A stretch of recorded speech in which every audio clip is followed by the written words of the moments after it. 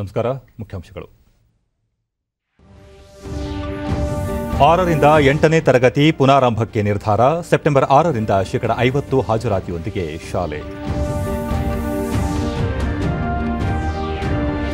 ವೃದ್ಧಾಶ್ರಮ ಪುನರ್ವಸತಿ ಕೇಂದ್ರಗಳ ನಿರ್ವಹಣೆಯಲ್ಲಿ ಪಾರದರ್ಶಕತೆ.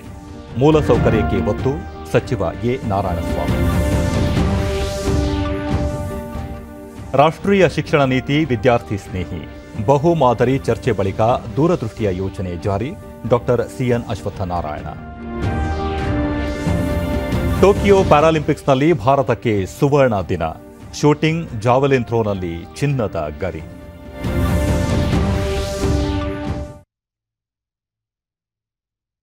ವಾರ್ತೆಗಳ ವಿವರ.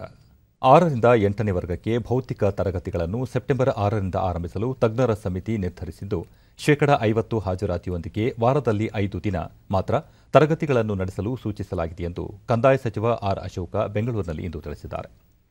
ಮುಖ್ಯಮಂತ್ರಿಗಳ ಅಧ್ಯಕ್ಷತೆಯಲ್ಲಿ ನಡೆದ ಕೋವಿಡ್ ತಾಂತ್ರಿಕ ತಜ್ಞರ ಸಲಹಾ ಸಮಿತಿ ಸಭೆ ಬಳಿಕ ಸುದ್ದಿಗಾರರೊಂದಿಗೆ ಅವರು, ಪಾಸಿಟಿವಿಟಿ ದರ 2ಕ್ಕಿಂತ ಕಡಿಮೆ ಇರುವ ತಾಲೂಕುಗಳಲ್ಲಿ ಮಾತ್ರ ಶಾಲೆಗಳ ಪುನಾರಂಭಕ್ಕೆ ಅನುಮತಿ ನೀಡಲಾಗಿದೆ. ಕೋವಿಡ್ ಮಾರ್ಗಸೂಚಿಗಳನ್ನು ಕಡ್ಡಾಯವಾಗಿ ಪಾಲಿಸಿ ಶಾಲೆಗಳನ್ನು ನಡೆಸಲು ನಿರ್ದೇಶಿಸಲಾಗಿದೆ ಎಂದರು. ಪಾಸಿಟಿವಿಟಿ ದರ ಹೆಚ್ಚಿರುವ ದಕ್ಷಿಣ ಕನ್ನಡ, ಕೊಡಗು, ಹಾಸನ ಮತ್ತು ಉಡುಪಿ ಜಿಲ್ಲೆಗಳಲ್ಲಿ ವೀಕೆಂಡ್ ಕರ್ಫ್ಯೂ ಇರಲಿದ್ದು, ಉಳಿದೆಡೆ ರಾತ್ರಿ ಕರ್ಫ್ಯೂ ನಿಯಮಾವಳಿಗಳನ್ನು ಪರಿಷ್ಕರಿಸಲಾಗಿದೆ. ಕೇರಳದಿಂದ ಬರುವವರು 7 ದಿನಗಳ ಕಡ್ಡಾಯ ಕ್ವಾರಂಟೈನ್ಗೆ ಒಳಗಾಗುವುದು ಅಗತ್ಯವಾಗಿದ್ದು, 7 ದಿನಗಳ ಬಳಿಕ ಕೊರೋನಾ ಪರೀಕ್ಷೆಗೆ ಒಳಗಾಗುವುದು ಅವಶ್ಯ ಎಂದರು. ಸೆಪ್ಟೆಂಬರ್ 9ರಂದು ನಡೆಯುವ ಗಣೇಶ ಚತುರ್ಥಿ ವೇಳೆ ಸಾರ್ವಜನಿಕ ಗಣೇಶೋತ್ಸವ ಆಚರಣೆಗೆ ಅನುಮತಿ ನೀಡುವ ಸಂಬಂಧ ಸಮಿತಿ ಯಾವುದೇ ಸ್ಪಷ್ಟ ನಿರ್ಧಾರವನ್ನು ಕೈಗೊಂಡಿಲ್ಲ. ಈ ಕುರಿತು ಸೆಪ್ಟೆಂಬರ್ 5ರಂದು ಮುಖ್ಯಮಂತ್ರಿಗಳು ಸೂಕ್ತ ನಿರ್ಧಾರ ಪ್ರಕಟಿಸಲಿದ್ದಾರೆ ಎಂದು ತಿಳಿಸಿದರು. ಮದುವೆ ಸಮಾರಂಭಗಳಿಗೆ ಈವರೆಗೆ ಜಾರಿಯಲ್ಲಿದ್ದ 100 ಜನರ ಭಾಗವಹಿಸುವಿಕೆ ಮಿತಿಯನ್ನು 400 ಜನಕ್ಕೆ ಏರಿಕೆ ಮಾಡಲಾಗಿದೆ ಎಂದು ಮಾಹಿತಿ ನೀಡಿದರು. ಸಭೆಯಲ್ಲಿ ಸಚಿವರಾದ ಡಾ K. Sudhakar, R. Ashoka, S. T. Somashekar, BC Nagesh, ರಾಜ್ಯ ಸರ್ಕಾರದ ಮುಖ್ಯ ಕಾರ್ಯದರ್ಶಿ ರವಿಕುಮಾರ್, ವೈದ್ಯರಾದ ಡಾ ಸಿಎನ್ ಮಂಜುನಾಥ್, ಡಾ ದೇವಿ ಶೆಟ್ಟಿ, ಬಿಬಿಎಂಪಿ ಆಯುಕ್ತ ಗೌರವ್ ಗುಪ್ತಾ ಸೇರಿದಂತೆ ಮತ್ತಿತರರು ಉಪಸ್ಥಿತರಿದ್ದರು. ಕೇಂದ್ರ ಸಾಮಾಜಿಕ ಮತ್ತು ಸಬಲೀಕರಣ ಖಾತೆ ಸಹಾಯಕ ಸಚಿವ ಎ. ನಾರಾಯಣಸ್ವಾಮಿ ಇಂದು ಬೆಂಗಳೂರಿನಲ್ಲಿ ವಿವಿಧ ವ್ಯಸನ ಮುಕ್ತ ಕೇಂದ್ರಗಳು ಮತ್ತು ವೃದ್ಧಾಶ್ರಮಗಳಿಗೆ ದಿಢೀರ್ ಭೇಟಿ ನೀಡಿ ವ್ಯಸನಕ್ಕೊಳಗಾದ ವ್ಯಕ್ತಿಗಳೊಂದಿಗೆ ಸಂವಾದ ನಡೆಸಿದರು. ನಾಗರಬಾವಿಯ ಶ್ರೀ ಸಾಯಿಬಾಬಾ ಟ್ರಸ್ಟ್ ಫೌಂಡೇಶನ್ಗೆ ಭೇಟಿ ನೀಡಿ ದಾಖಲೆಗಳನ್ನು ಪರಿಶೀಲಿಸಿ ಅಲ್ಲಿರುವ ಜನರೊಂದಿಗೆ ಮಾತುಕತೆ ನಡೆಸಿದರು. ಮದ್ಯ ಸೇವನೆ ಮತ್ತು ಧೂಮಪಾನವನ್ನು ತ್ಯಜಿಸಿ ಸತ್ಪ್ರಜೆಗಳಾಗಬೇಕೆಂದು ಸಚಿವರು ಕಿವಿಮಾತು ಹೇಳಿದರು.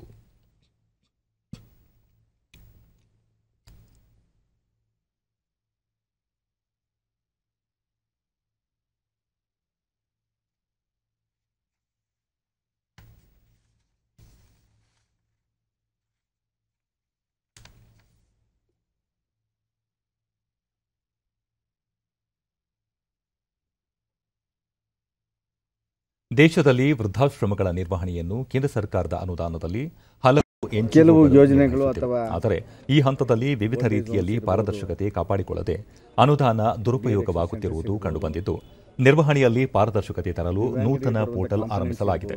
ಯಾವುದೇ ಎನ್ಜಿಒ ಈ ರೀತಿಯ ವೃದ್ಧಾಶ್ರಮ ಇತ್ಯಾದಿಗಳನ್ನು ತೆರೆಯುವುದು, ನಿರ್ವಹಿಸುವುದರ ಬಗ್ಗೆ ಪೋರ್ಟಲ್ನಲ್ಲಿ ಅರ್ಜಿ ಸಲ್ಲಿಸಿ ಕೇಂದ್ರದ ಅನುಮತಿ ಪಡೆಯುವುದು ಅಗತ್ಯ.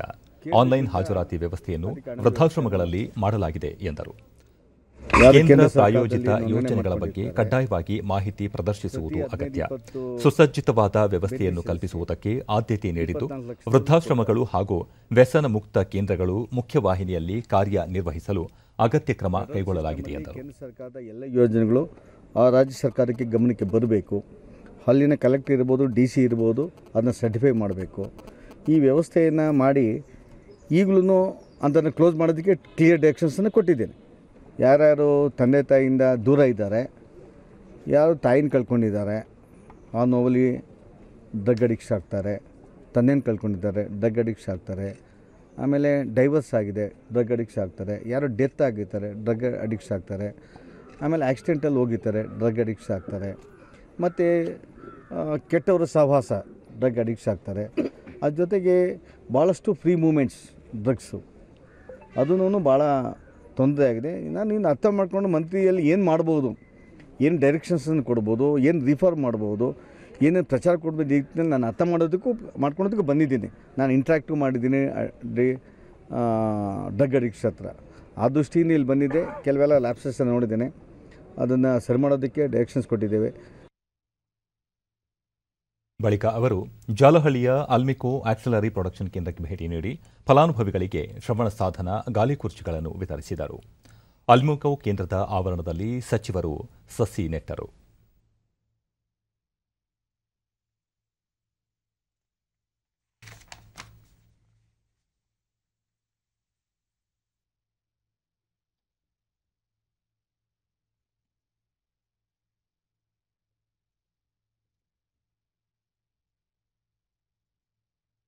ಮುಖ್ಯಮಂತ್ರಿ ಬಸವರಾಜ ಬೊಮ್ಮಾಯಿ ಅವರ ಅಧ್ಯಕ್ಷತೆಯಲ್ಲಿ ಇಂದು ವಿಧಾನಸೌಧದಲ್ಲಿ ದೌರ್ಜನ್ಯ ಪ್ರತಿಬಂಧ ಅಧಿನಿಯಮ 1989 ಮತ್ತು ನಿಯಮಗಳು 1995ರಡಿ ರಾಜ್ಯಮಟ್ಟದ ಜಾಗೃತ ಮತ್ತು ಉಸ್ತುವಾರಿ ಸಮಿತಿ ಸಭೆ ನಡೆಯಿತು.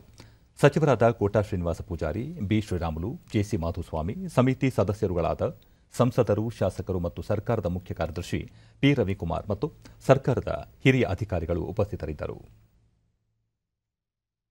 ಬಳಿಕ ಸುದ್ದಿಗಾರರೊಂದಿಗೆ ಮುಖ್ಯಮಂತ್ರಿ ಬಸವರಾಜ ಬೊಮ್ಮಾಯಿ ಪರಿಶಿಷ್ಟ ಜಾತಿ ಮತ್ತು ಪರಿಶಿಷ್ಟ ಪಂಗಡದವರ ಮೇಲಿನ ದೌರ್ಜನ್ಯಕ್ಕೆ ಸಂಬಂಧಿಸಿದಂತೆ ನ್ಯಾಯಾಲಯದಲ್ಲಿ ಬಾಕಿ ಇರುವ ಪ್ರಕರಣಗಳನ್ನು ಶೀಘ್ರ ಇತ್ಯರ್ಥಪಡಿಸಲು ಕ್ರಮ ಕೈಗೊಳ್ಳುವಂತೆ ಹಿರಿಯ ಅಧಿಕಾರಿಗಳಿಗೆ ಸೂಚಿಸಿದ್ದೇನೆ ಎಂದರು.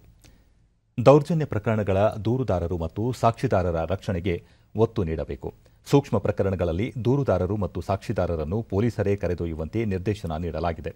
ಜೊತೆಗೆ ಈ ಪ್ರಕರಣಗಳ ಸಂಪೂರ್ಣ ಮೇಲುಸ್ತುವಾರಿಗೆ ಹೆಚ್ಚುವರಿ ಅಡ್ವೊಕೇಟ್ ಜನರಲ್ ಅವರನ್ನು ನೇಮಕ ಮಾಡಲು ಕ್ರಮ ಕೈಗೊಳ್ಳಲಾಗಿದೆ ಎಂದು ಮಾಹಿತಿ ನೀಡಿದರು.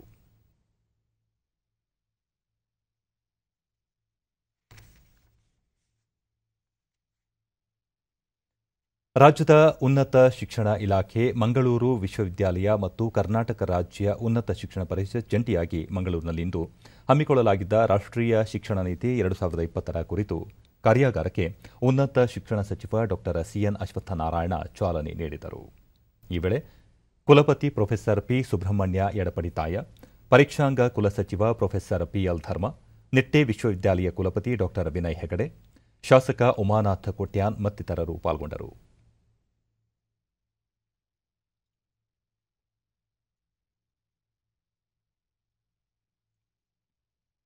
ಬಳಿಕ ಅಶ್ವತ್ಥನಾರಾಯಣ ಹೊಸ ಶಿಕ್ಷಣ ನೀತಿಯನ್ನು ತರಾತುರಿಯಲ್ಲಿ ಜಾರಿಗೊಳಿಸುತ್ತಿಲ್ಲ. ಕಳೆದ 5.5 ವರ್ಷಗಳ ಕಾಲ ಸುಮಾರು 3.5 ಲಕ್ಷ ಸಲಹೆಗಳನ್ನು ಸ್ವೀಕರಿಸಿ ಶಿಕ್ಷಣ ನೀತಿಯನ್ನು ರೂಪಿಸಲಾಗಿದೆ. 2020ರ ಜುಲೈನಲ್ಲಿ ಇದನ್ನು ಜಾರಿಗೊಳಿಸಲಾಗಿದ್ದು, 1 ವರ್ಷದ ಬಳಿಕ ಇಡೀ ದೇಶದಲ್ಲೇ ಮೊದಲ ಬಾರಿಗೆ ರಾಜ್ಯದಲ್ಲಿ ಅನುಷ್ಠಾನಕ್ಕೆ ತರಲಾಗುತ್ತಿದೆ ಎಂದರು. 2020ರಲ್ಲಿ ಜುಲೈ ತಿಂಗಳಲ್ಲಿ ಘೋಷಣೆ ಆಯಿತು.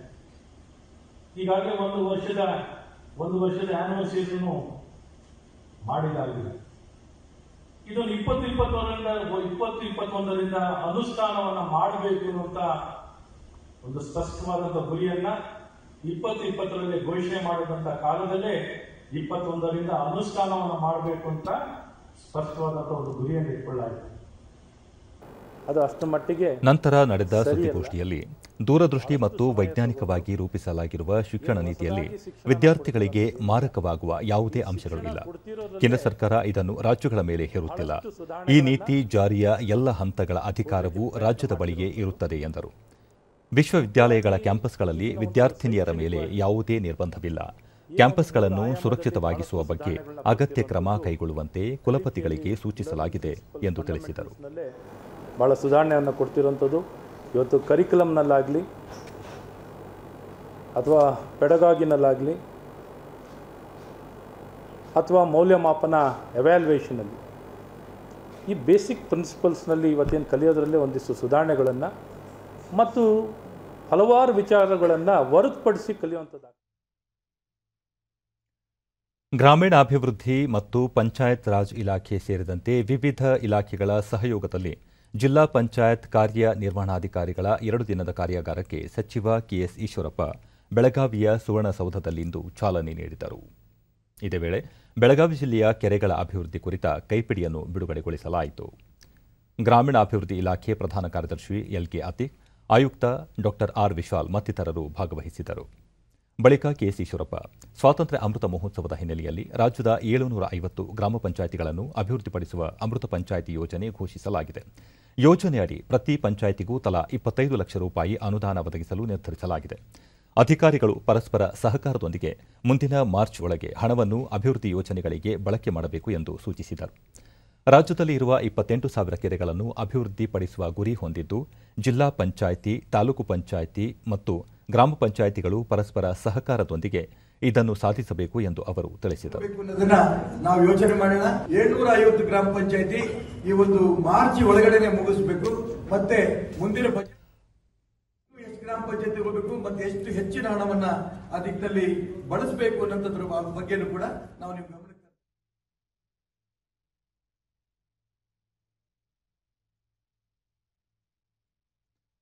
ಅಫ್ಘಾನಿಸ್ತಾನದಲ್ಲಿನ ಪರಿಸ್ಥಿತಿಯು ಭದ್ರತೆ ಕುರಿತಂತೆ ಅನೇಕ ಪ್ರಶ್ನೆಗಳನ್ನು ಹುಟ್ಟುಹಾಕುತ್ತಿರುವ ನಿಟ್ಟಿನಲ್ಲಿ ಪರಿಸ್ಥಿತಿಯ ಮೇಲೆ ಭಾರತ ತೀವ್ರ ನಿಗಾ ಇರಿಸಿದೆ ಎಂದು ರಕ್ಷಣಾ ಸಚಿವ ರಾಜನಾಥ್ ಸಿಂಗ್ ಹೇಳಿದ್ದಾರೆ.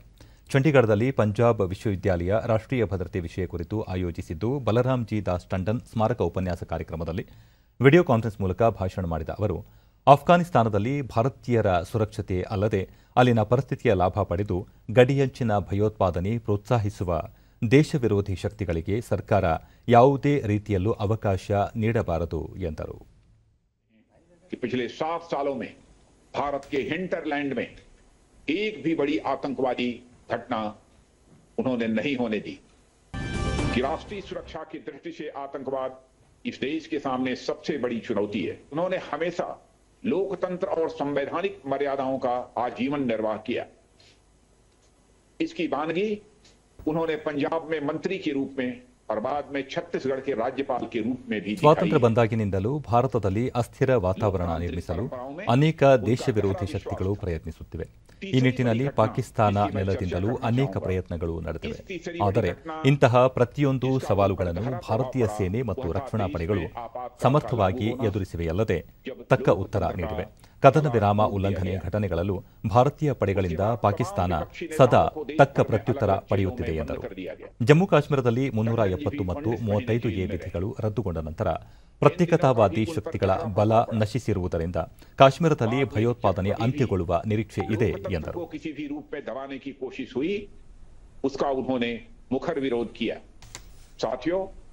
पंजाब में आतंकवाद की दस्तक ने उनकी जिंदगी पर काफी गहरा प्रभाव डाला. उस समय उन्होंने जान जोखिम में डालकर आतंकवाद का विरोध किया और सामाजिक ताने बाने में बिखराव न आए इसकी भी चिंता उन्होंने की. वे जानते थे कि राष्ट्रीय सुरक्षा की दृष्टि से आतंकवाद इस देश के सामने सबसे बड़ी चुनौती है. इन 4 घटनाओं ने टंडन जी के जीवन की दिशा तय की, जिसका असर यह रहा कि उन्होंने हमेशा लोकतंत्र और संवैधानिक मर्यादाओं का आजीवन निर्वाह. ರಾಜ್ಯದಲ್ಲಿ ಇಂದು ಹೊಸದಾಗಿ 973 ಕೋವಿಡ್ ಪ್ರಕರಣಗಳು ದೃಢಪಟ್ಟಿದ್ದು, ಇದರೊಂದಿಗೆ ಒಟ್ಟು ಸೋಂಕು ಪ್ರಕರಣಗಳ ಸಂಖ್ಯೆ 29,48,228ಕ್ಕೆ ಏರಿಕೆಯಾಗಿದೆ. 1,324 ಮಂದಿ ಆಸ್ಪತ್ರೆಯಿಂದ ಬಿಡುಗಡೆಯಾಗಿದ್ದು, ಇದುವರೆಗೂ ಗುಣಮುಖರಾದವರ ಒಟ್ಟು ಸಂಖ್ಯೆ 28,92,517ಕ್ಕೆ ತಲುಪಿದೆ. ಇಂದು 15 ಮಂದಿ ಸಾವನ್ನಪ್ಪಿದ್ದು, ಮೃತಪಟ್ಟವರ ಸಂಖ್ಯೆ 37,293ಕ್ಕೆ ಏರಿಕೆಯಾಗಿದೆ. ಸದ್ಯ ರಾಜ್ಯದಲ್ಲಿ 18,392 ಸಕ್ರಿಯ ಪ್ರಕರಣಗಳಿವೆ ಎಂದು ಆರೋಗ್ಯ ಮತ್ತು ಕುಟುಂಬ ಕಲ್ಯಾಣ ಇಲಾಖೆ ತಿಳಿಸಿದೆ. ಬೆಂಗಳೂರಿನಲ್ಲಿ 264 ಮಂದಿಗೆ ಸೋಂಕು ತಗುಲಿದ್ದು, ಒಟ್ಟು ಸೋಂಕು ಪ್ರಕರಣಗಳ ಸಂಖ್ಯೆ 12,37,550ಕ್ಕೆ ಏರಿಕೆಯಾಗಿದೆ. 261 ಮಂದಿ ಆಸ್ಪತ್ರೆಯಿಂದ ಬಿಡುಗಡೆಯಾಗಿದ್ದು, ಇದುವರೆಗೂ ಒಟ್ಟು 12,14,220 ಮಂದಿ ಗುಣಮುಖರಾಗಿದ್ದಾರೆ. ಸದ್ಯ 7,343 ಸಕ್ರಿಯ ಪ್ರಕರಣಗಳು ಇವೆ. ಬೆಂಗಳೂರಿನಲ್ಲಿ ಇಂದು 3 ಮಂದಿ ಸಾವನ್ನಪ್ಪಿದ್ದು, ಇದುವರೆಗೂ ಒಟ್ಟು 15,986 ಮಂದಿ ಸಾವನ್ನಪ್ಪಿದ್ದಾರೆ. ಬಾಗಲಕೋಟೆ, ಬೀದರ್, ರಾಯಚೂರು, ವಿಜಯಪುರ ಜಿಲ್ಲೆಯಲ್ಲಿ ಯಾವುದೇ ಸೋಂಕು ಪ್ರಕರಣ ವರದಿಯಾಗಿಲ್ಲ. ಉಳಿದಂತೆ ರಾಜ್ಯದ ವಿವಿಧ ಜಿಲ್ಲೆಗಳಲ್ಲಿ ದಾಖಲಾಗಿರುವ ಸೋಂಕು ಪ್ರಕರಣಗಳ ಸಂಖ್ಯೆ ಈ ರೀತಿ ಇದೆ.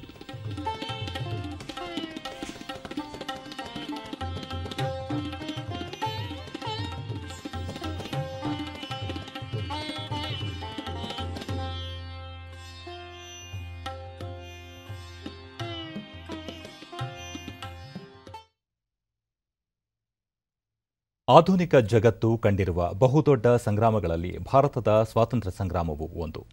ತಾಯ್ನೆಲವನ್ನು ವಿದೇಶಿ ಆಡಳಿತದ ಕಪಿಮುಷ್ಟಿಯಿಂದ ಬಿಡುಗಡೆಗೊಳಿಸುವಲ್ಲಿ ತಮ್ಮ ಸರ್ವಸ್ವವನ್ನು ತ್ಯಾಗ ಮಾಡಿದ ಹಲವು ಮಹನೀಯರು ಹಾಗೂ ಸ್ವಾತಂತ್ರ್ಯ ಸಂಗ್ರಾಮದ ಹಲವು ವಿಷಯಗಳ ಕುರಿತು ವಿಶೇಷ ವರದಿಯ ಸರಣಿ ಆಕಾಶವಾಣಿ ಸಹಕಾರದೊಂದಿಗೆ ಇಲ್ಲಿದೆ.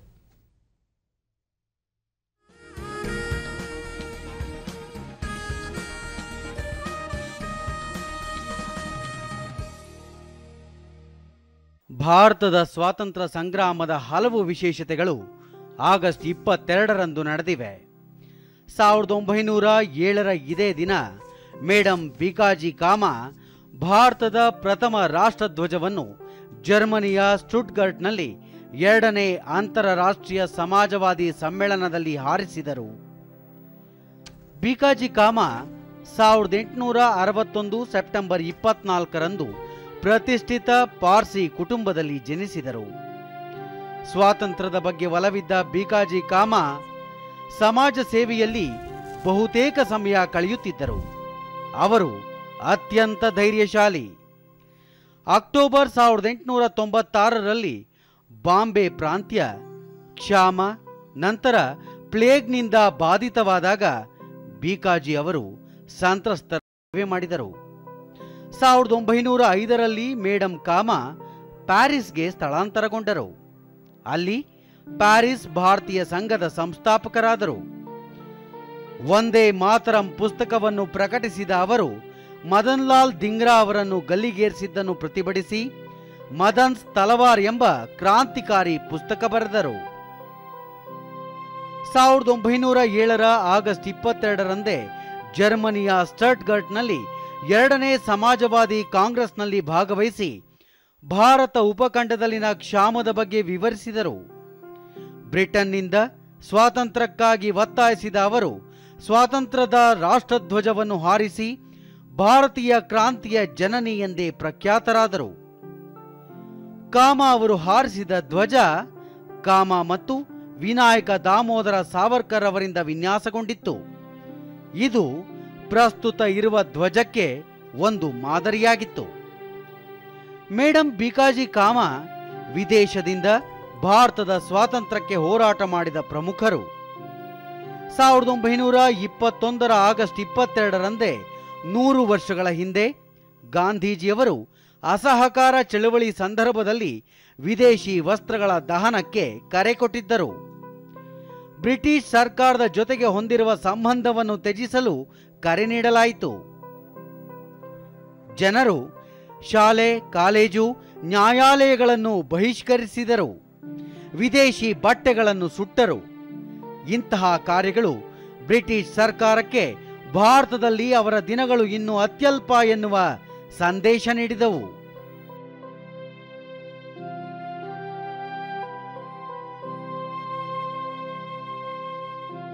ಆಗಸ್ಟ್ 22ರಂದೇ ಗೋಸಾಯಿಬಾಯ್ ಪಟೇಲ್ ಎಂಬ ಗುಜರಾತಿನ ಸ್ವಾತಂತ್ರ್ಯ ಹೋರಾಟಗಾರರೊಬ್ಬರು ಮಟ್ವಾಡ್ನಲ್ಲಿ 3 ಜನ ರಾಷ್ಟ್ರೀಯವಾದಿಗಳನ್ನು ಕೊಂದಿದ್ದಕ್ಕಾಗಿ ಪ್ರತೀಕಾರವಾಗಿ ಬ್ರಿಟಿಷ್ ಪೊಲೀಸ್ ಪೇದೆಯಿಂದ ಬಂದೂಕನ್ನು ಕಿತ್ತುಕೊಂಡು ಅದರ ಹಿಂಭಾಗದಿಂದ ಹೊಡೆದಿದ್ದರು.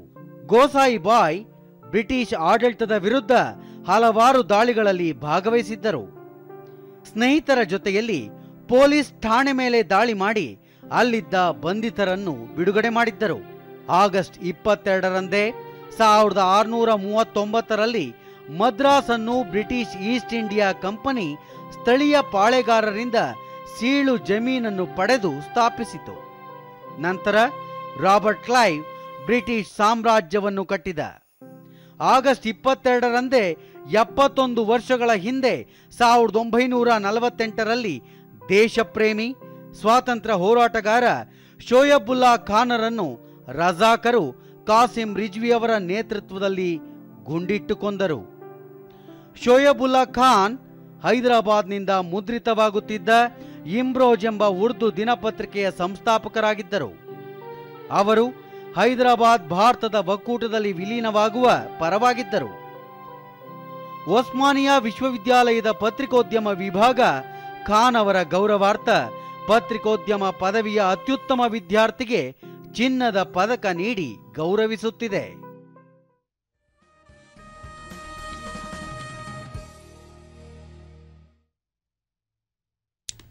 ಸತತ ಮಳೆಯಿಂದ ಹಾನಿಯಾಗಿರುವ ಉತ್ತರ ಕನ್ನಡ ಜಿಲ್ಲೆ ಯಲ್ಲಾಪುರ ತಾಲೂಕಿನ ವಿವಿಧ ಪ್ರದೇಶಗಳಿಗೆ ಲೋಕೋಪಯೋಗಿ ಸಚಿವ ಸಿಸಿ ಪಾಟೀಲ್ ಇಂದು ಭೇಟಿ ನೀಡಿ ವೀಕ್ಷಿಸಿದರು. ಈ ವೇಳೆ ಕಾರ್ಮಿಕ ಹಾಗೂ ಜಿಲ್ಲಾ ಉಸ್ತುವಾರಿ ಸಚಿವ ಶಿವರಾಮ್ ಹೆಬ್ಬಾರ್ ಹಾಗೂ ಅಧಿಕಾರಿಗಳು ಉಪಸ್ಥಿತರಿದ್ದರು. ಹಾನಿಗೊಳಗಾಗಿರುವ ಕಳಚೆ, ತಳಕೆಬೈಲ್, ಅರೆಬೈಲ್, ಗುಳ್ಳಾಪುರ ಪ್ರದೇಶಗಳಿಗೆ ತೆರಳಿ ಸಚಿವರು ಸ್ಥಳೀಯರಿಂದ ಮಾಹಿತಿ ಪಡೆದರು. ಕಳೆದ 60-65 ವರ್ಷಗಳ ನಂತರ ಬಳಿಕ ಸುದ್ದಿಗಾರರು ಸ್ಥಳಕ್ಕೆ ಬಂದಿದ್ದರಿಂದ ಹಾನಿಯಾದ ಪ್ರಮಾಣದ ಬಗ್ಗೆ ಮನವರಿಕೆಯಾಗಿದೆ. ಈಗಾಗಲೇ ಮುಖ್ಯಮಂತ್ರಿ ಬಸವರಾಜ ಬೊಮ್ಮಾಯಿ ಅವರು ಜಿಲ್ಲೆಯಲ್ಲಿನ ಪರಿಹಾರ ಕಾರ್ಯಗಳಿಗಾಗಿ 210 ಕೋಟಿ ರೂಪಾಯಿ ಬಿಡುಗಡೆ ಮಾಡಿದ್ದಾರೆ.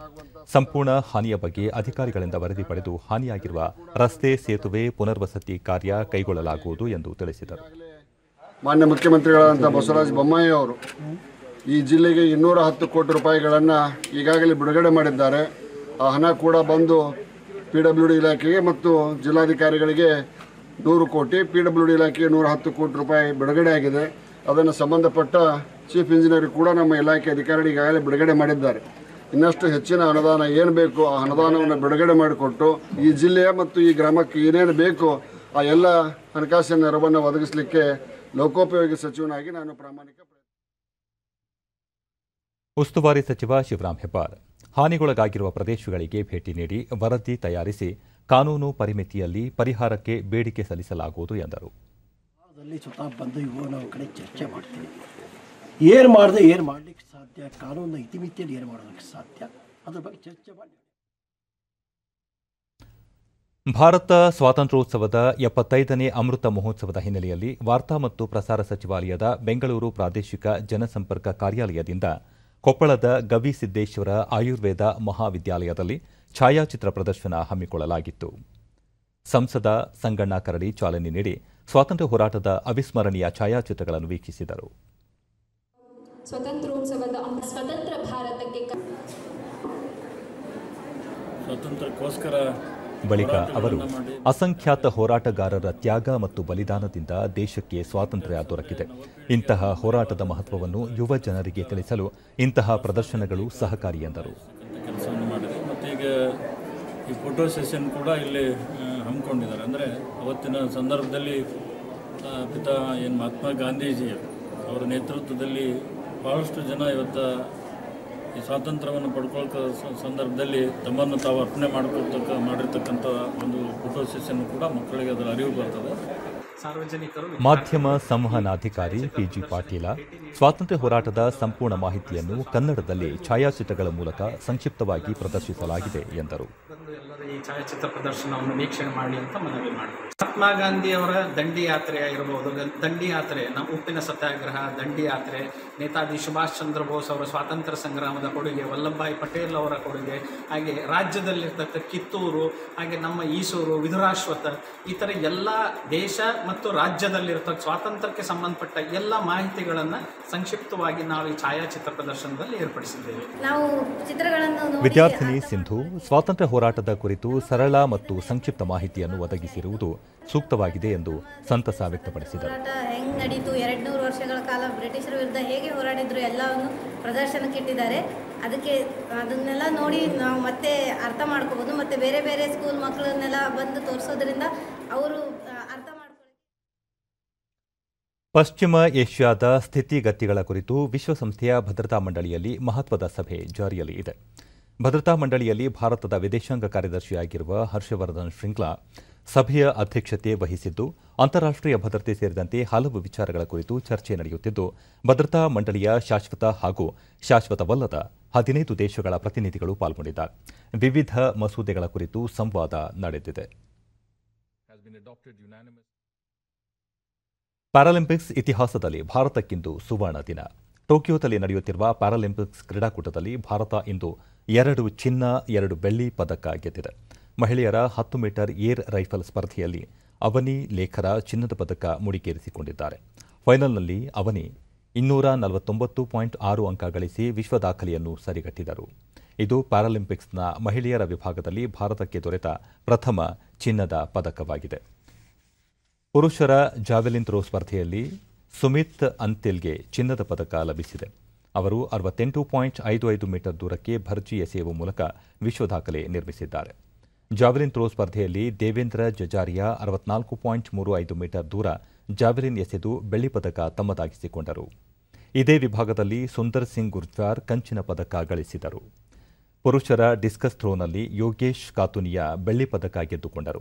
44.38 ಮೀಟರ್ ದೂರ ಡಿಸ್ಕಸ್ ಎಸೆಯುವ ಮೂಲಕ ಬೆಳ್ಳಿ ಪದಕ ಪಡೆಯುವಲ್ಲಿ ಅವರು ಯಶಸ್ವಿಯಾದರು.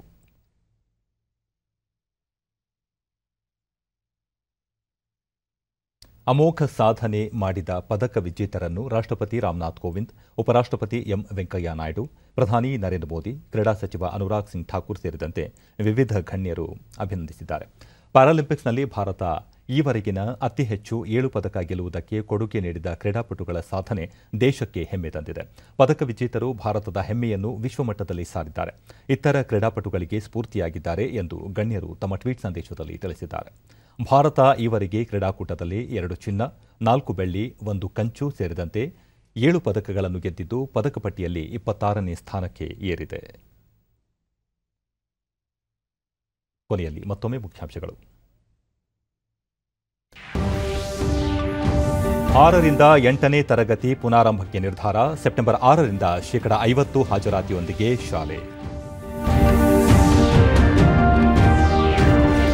ವೃದ್ಧಾಶ್ರಮ ಪುನರ್ವಸತಿ ಕೇಂದ್ರಗಳ ನಿರ್ವಹಣೆಯಲ್ಲಿ ಪಾರದರ್ಶಕತೆ, ಮೂಲಸೌಕರ್ಯಕ್ಕೆ ಒತ್ತು ಸಚಿವ ಎ ನಾರಾಯಣಸ್ವಾಮಿ.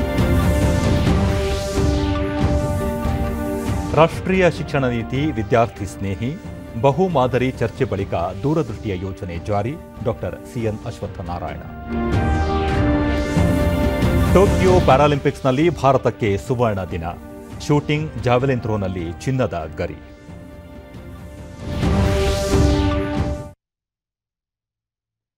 ನಮ್ಮ ವಾರ್ತಾ ಪ್ರಸಾರವನ್ನು ನೀವು ಡಿಡಿ ಚಂದನ ನ್ಯೂಸ್ ಯೂಟ್ಯೂಬ್ ಚಾನೆಲ್ನಲ್ಲೂ ವೀಕ್ಷಿಸಬಹುದು. ವ್ಯಕ್ತಿಗತ ಅಂತರ ಕಾಪಾಡಿಕೊಳ್ಳುವುದರೊಂದಿಗೆ ನೀವು ಸುರಕ್ಷಿತವಾಗಿರಿ, ನಿಮ್ಮವರನ್ನು ಸುರಕ್ಷಿತವಾಗಿ ಇರಿಸಿ. ನೈರ್ಮಲ್ಯಕ್ಕೆ ಆದ್ಯತೆ ನೀಡುವುದರ ಜೊತೆಗೆ ಕೋವಿಡ್-19 ಮಾರ್ಗಸೂಚಿಗಳನ್ನು ತಪ್ಪದೇ ಪಾಲಿಸಿ. ಇಲ್ಲಿಗೆ ಇಂದಿನ ವಾರ್ತಾ ಪ್ರಸಾರ ಮುಕ್ತಾಯವಾಯಿತು. ಸತ್ಯ, ಸಮರ್ಥ, ಸಂಪೂರ್ಣ ಸುದ್ದಿಗಾಗಿ ವೀಕ್ಷಿಸಿ ಚಂದನ ವಾರ್ತೆ. ನಮ್ಮ ಮುಂದಿನ ವಾರ್ತಾ ಪ್ರಸಾರ ನಾಳೆ ಬೆಳಗ್ಗೆ 7:30 ನಮಸ್ಕಾರ.